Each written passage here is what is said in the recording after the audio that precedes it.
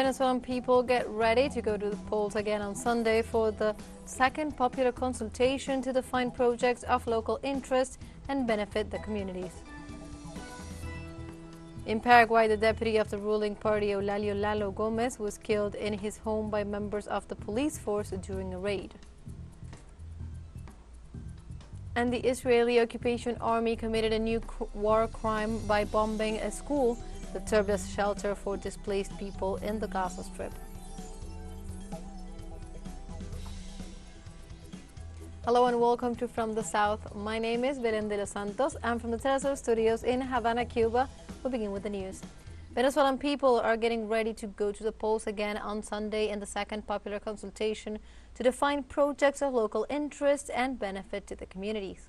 In this regard, citizens will participate in elections to select the communal projects that will have priority for their execution in the communities of the country as an exercise to strengthen the participatory democracy. The elections will allow the more than 49,000 communal councils of the country to choose the local development plans to benefit the communities who are working to improve self-management and social control. For his part, the Minister of Communes and Social Movements, Ángel Prado, stressed that the Bolivarian government is going for a new victory. The 49,000 communal councils of the country are attentive to your orientations. We have already defeated fascism, and now we are going for a new victory, as you said on Friday. Elections in Venezuela again. This Sunday, we are already preparing for 4,505 communal circuits. The electoral material has arrived. The people have already carried out almost 3,600 assemblies until yesterday, according to the lastest report. Today the assemblies continue.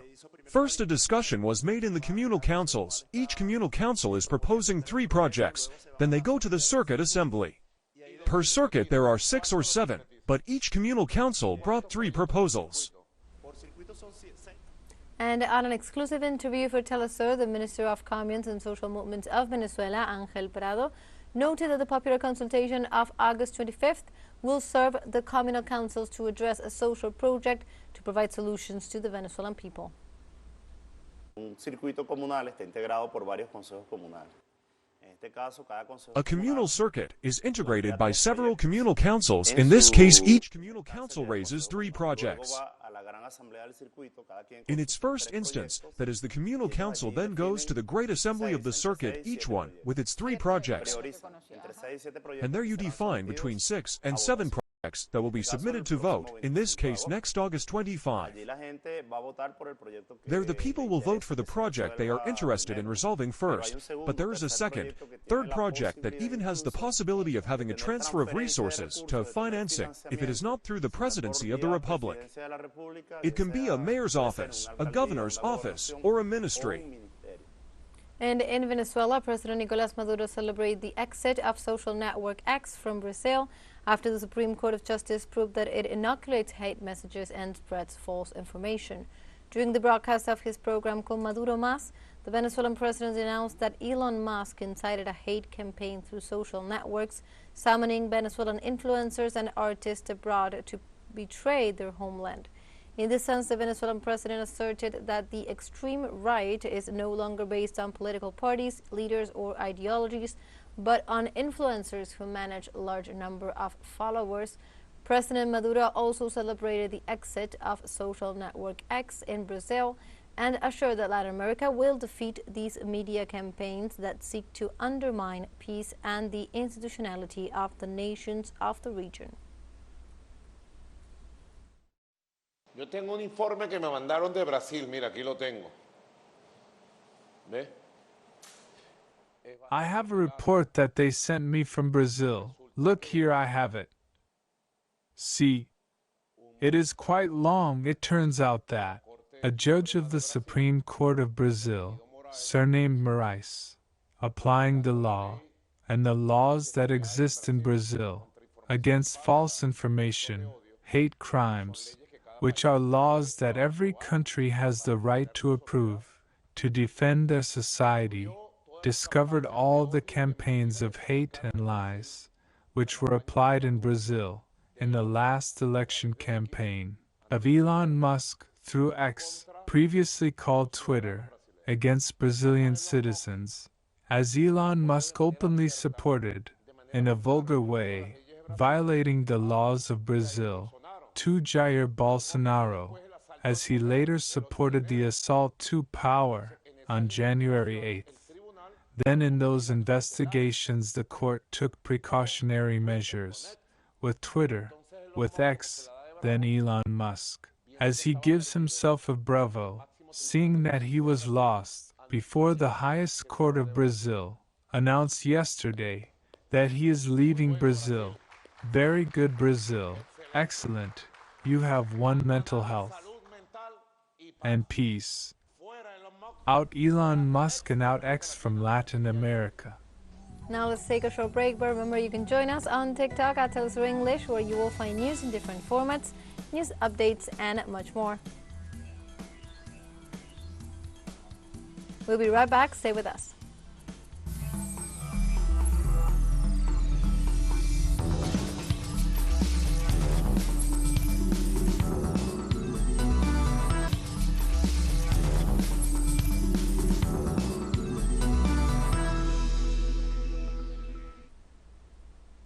Welcome back to From the South.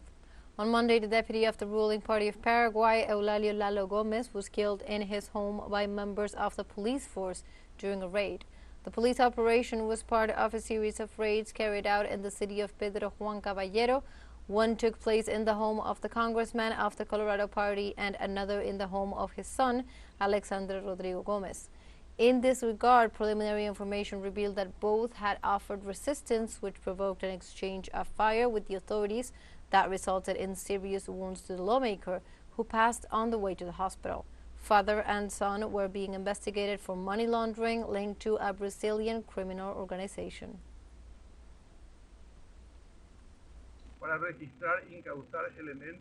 Police officers mounted a raid to inspect and seize evidence related to the punishable offense of money laundering, association to commit a crime, etc. While they were on the raid, a confrontation arose, which led to a fatality. And in the aftermath, Oscar Tuma, lawyer for the Gomez family, denounced alleged irregularities in the police procedure.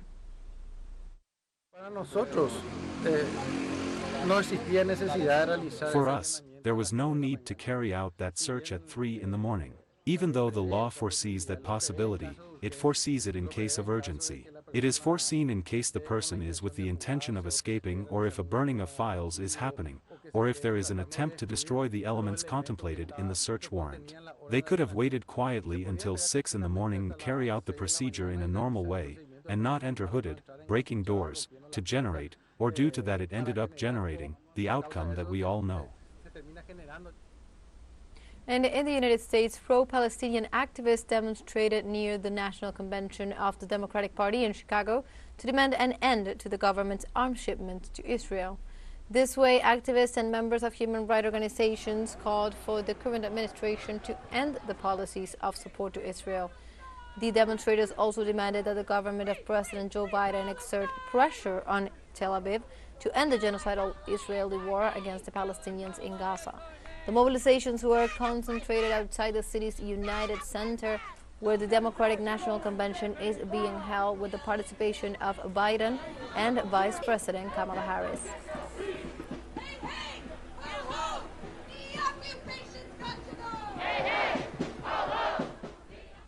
Also in this context, several Democratic National Convention delegates covered their mouths during the U.S. President Joe Biden's farewell speech on Monday at the first night of the party's gathering in Chicago.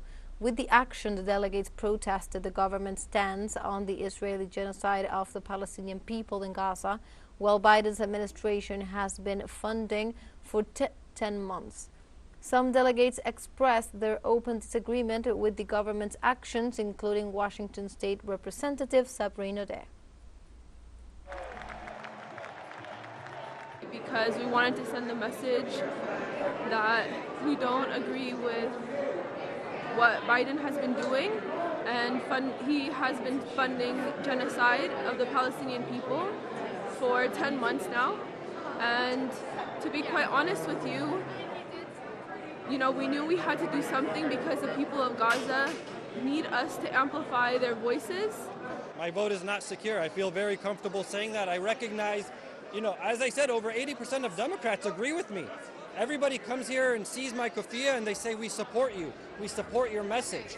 And so it's now the responsibility of our elected officials, right now President Biden and Vice President Harris, to listen to all of us. Everybody here is in agreement.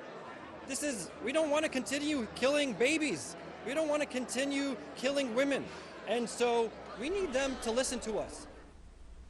And in the Chinese autonomous region of Xizang, previously known as Tibet, amid U.S. accusations, the population positively evaluates the government's policies aimed at bettering their access to basic infrastructure and services and preserving the region's cultural and religious values. From Xizang, teleSUR collaborator Mauro Ramos offers more details on the matter.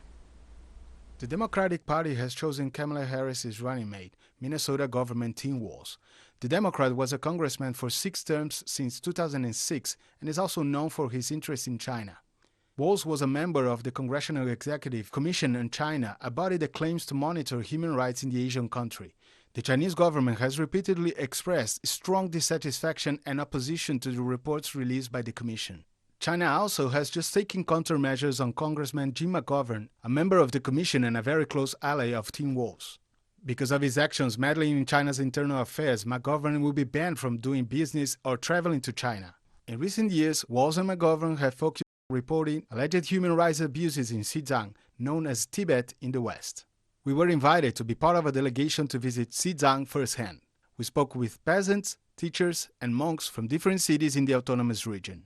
As a Tibetan, I can mention 2 significant actions that the Communist Party of China took in Xizang. Politically, the party freed millions of serfs, granting them freedom. Economically, by 2019, all 74 impoverished counties in Tibet had been lifted out of poverty. Now, we are entering a phase of rural revitalization. May marked 73 years since the peaceful liberation of Xizang. At that time, aristocrats, local officials, and high-ranking lamas in monasteries who represented only about 5% of the Tibetan population owned almost all of the region's wealth. The other 95% were feudal serfs and enslaved people. By 2019, 628,000 people had been lifted out of absolute poverty in the 74 counties mentioned in Gazans. Part of the policies focused on relocating families from places that are difficult to access and without basic infrastructure or services. Xizang Pintuo, a resident of Siga village, was one of the relocated Tibetans. We come from a small village in Medj County, Nyingki. It used to take 5 or 6 days to walk from our village to the county town. Sometimes when we went to Bohm County to buy things, we had to carry everything, whether big or small, on our backs. In our hometown, the most common means of transportation to cross the Zangbo River was the iron rope. So, it was obviously difficult to send children to school and for the elderly to see the doctor. It is fair to say that our quality of life was low. With the help of the country and the government, we moved to our current home in 2003. In addition to the different commissions in the U.S. Congress, Human Rights Watch is another U.S. entity that negatively evaluates these policies in Xizang. In different reports, the organization claims that the relocations were forced and that the Tibetan language and culture have been repressed. Though the Xizang Autonomous Region has a bilingual education system in Mandarin and Tibetan. Wang Dui is a primary school teacher. He talks about the education offered in schools in the region. We are committed to preserving and transmitting our culture. In our classes, each teacher incorporates this tradition into their classes, sharing knowledge with everyone.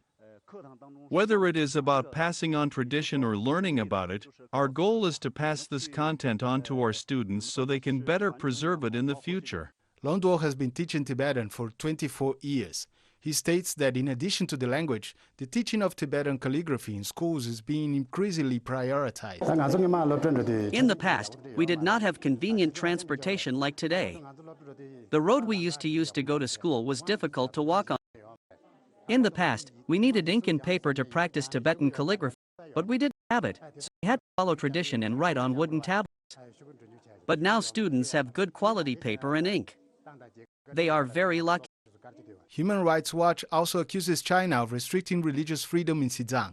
Buddhism is one of the main religions practiced in China, along with Taoism, Islam, Catholicism, and Protestantism. Although the state is secular, there are policies to support monasteries and monks due to the cultural and historical value of Buddhism, which is the second largest branch of religion in the country. Dongzhu guide at the Changzhou Temple explains this policy.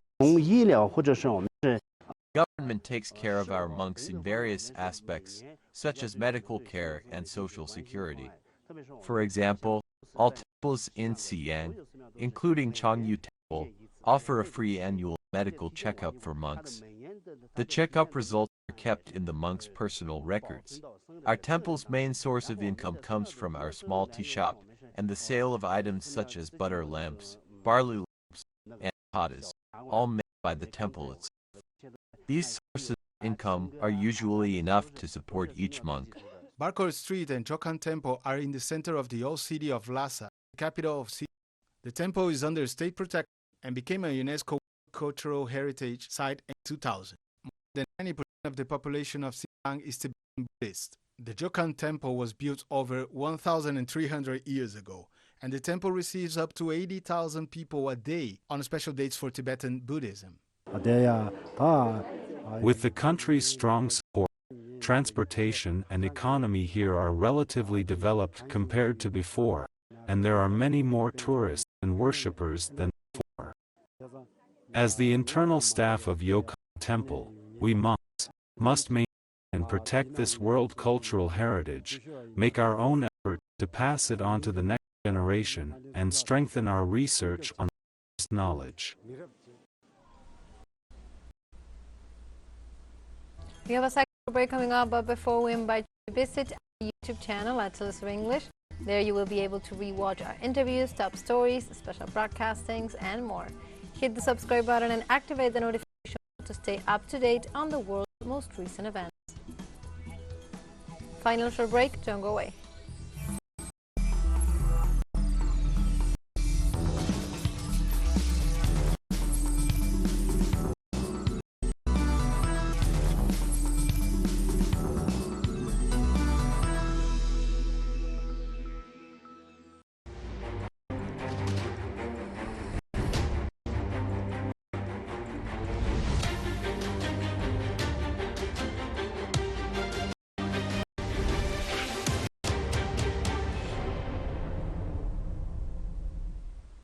Welcome back from the south.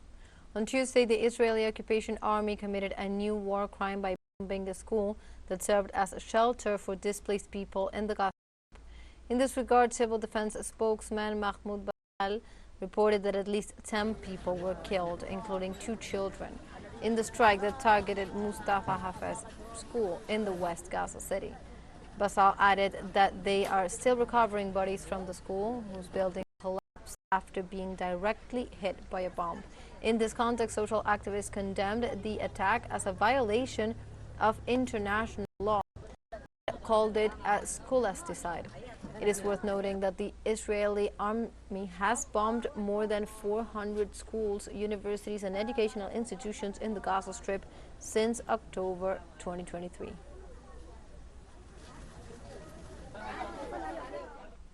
And also in Palestine, the Israeli genocidal forces killed an 18-year-old teenage boy on an incursion into the town of Dura in the occupied West Bank.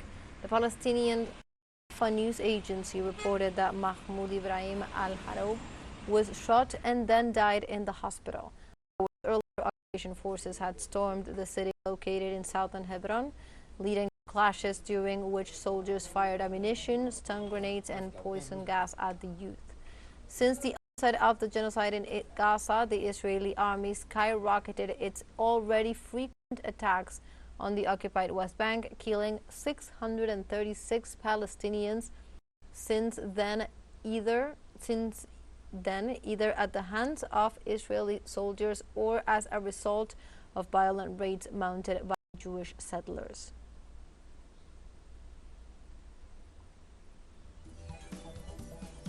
And like this, we have come to the end of this news brief. You can find this and many other stories on our website at telesurenglish.net.